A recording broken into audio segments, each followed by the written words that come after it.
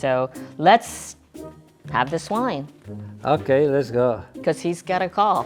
Okay. Okay. Ok, my wife is on the phone. Hey, ciao! Ciao Stevie, dove siete? Stiamo facendo l'intervista, non ci deve disturbare. Vieni qua Ma subito. dove? In fattoria alta. Sbrigati, ciao. Ciao. Okay, are ready? Ok. Cheers. Cheers, Steve.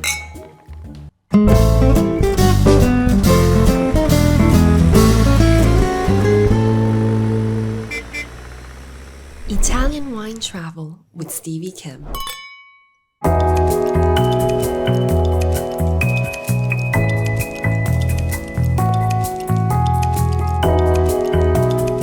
Hello, my name's Stevie Kim and welcome back to Italian Wine Podcast. And I'm here with the gentleman next to me at his farm and his name is Renzo Rosso. So, ciao. Thank you, ciao Steve. Thank you for coming to see me again. Yes, listen, so first of all, Diesel Farm.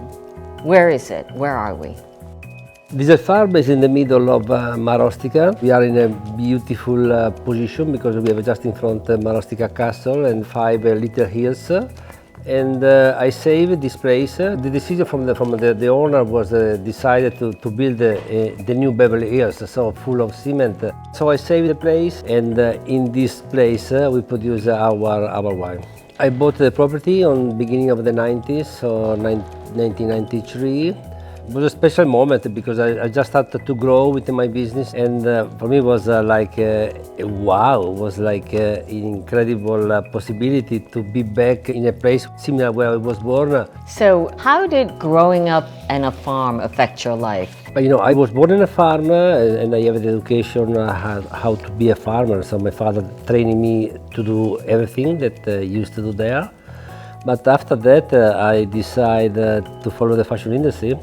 That represented for me something beautiful. Was very much in love with the American dream. So I went to the Fashion Institute where I learned how to proceed to run in a fashion industry. So, by the way, for those of you who are less familiar with Renzo Rosso and his history into the fashion world, he actually did a pod with us 2018, I think, and it's episode number 14 on the Italian Wine Podcast. So go check that out. You know, I was a very pioneer at that time, very well known on the fashion industry, but nobody knows me for the wine. And this was my beginning. After so many years, I like to say that I grow in a wine business, and we start to build a little conglomerate of companies producing wine. So, I mean, if I'm looking at your business model, right, in the fashion industry, you had successful company, Diesel, and then you purchase other luxury fashion houses, you know, like Marni, Jill Sander, Margiela, etc., etc. Are you trying to do the same thing in the wine business? But let's say that wine is something that can give a lot of contribution because this world is still a world where the luxury is on the way to start. And this is what I try to do, you know, give my knowledge on the fashion business also to the wine business. So, what are the similarities and the differences between the fashion and the wine business? But you know, fashion is very different than wine because fashion you can work in fast. You can produce a collection in 6 months, and in 6 months you can see the result, and you can see if your consumer they love your new collection. In wine, that's very different. So it takes so much time because you know you have to produce the wine, and after the wine you have to wait 3, 4, 5 years that is becoming a little bit older. And after 4 years you can start to understand if you was a good wine or not, and through what the wine coming you can have maybe an indication for to do better. So wine is the opposite side of the fashion industry, but I love very much because to do something special you have really to work in very well from the real beginning. So how did you come up with Diesel Farm? Besides the obvious, the fact that you had the diesel company. But, Diesel is my baby. Diesel is the first brand that I really produce, and I am the founder. And everything that I have done in my life are coming thanks to Diesel. So when I arrived here in this beautiful hills, I thinking that must be the continuation of what I have done before. And Diesel Farm now is becoming also my first baby. And now I am ready to expand my knowledge and to go on the market. This is why we build Brave Wine, the holding through this company. We're going now to buy many more different brands, but more than brand, I love to buy the best piece of land where producing the best wine in the world. Okay, but how involved are you into the business side and the day-to-day practice of running the wine business? Who running the business? Actually, is my wife, Arianna. After we have, of course, we have the winemakers for the technology. And me, I can give to them all my knowledge in beauty. Beauty must be how to do a nice bottle, how to drive them to higher the quality, to invest in more, because we want to really to do something super luxury. When I first met you, you only had 2 wines, Rosso di Rosso and Bianco di Rosso. And then you came up with 55. Tell us a little bit about your obsession with number 5 and what is this 55 all about? 5 is my magic number. It's coming because I discovered that on my phone was so many 5. The plate of my cars was full of 5. I bought a house, it was number 5, and after that I started thinking, well, wow, the 5 must be also something magic, but also because I was born on the 55.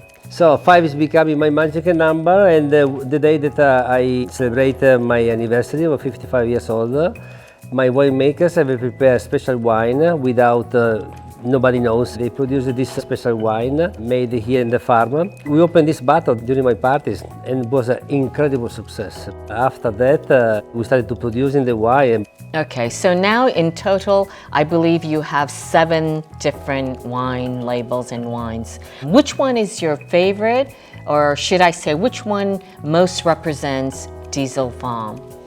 But the icon for me, I think is the best because it's the real selection of the best barrique. Why did you choose to only make wines with international great varieties?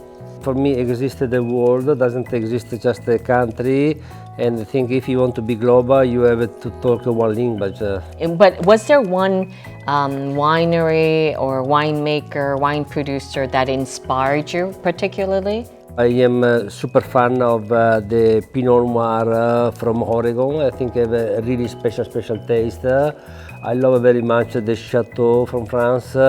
I love them. They're producing wine at a very low grade of alcohol. I am very much in love of the mineral. The mineral on the white wine must be bring your taste when you're drinking, and for me are very important.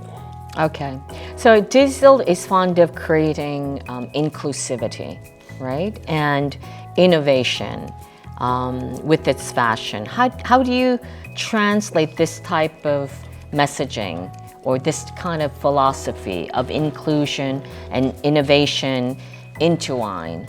The wine that I represent today is more exclusive than inclusive because the farm that we have are very small. So we need a time to grow, and more we grow, more we want to open. We want to open to the public, but just working on the luxury level. I think last year you opened also the Cucina, right? And there's the new winery. So in a way, you're also open to everybody.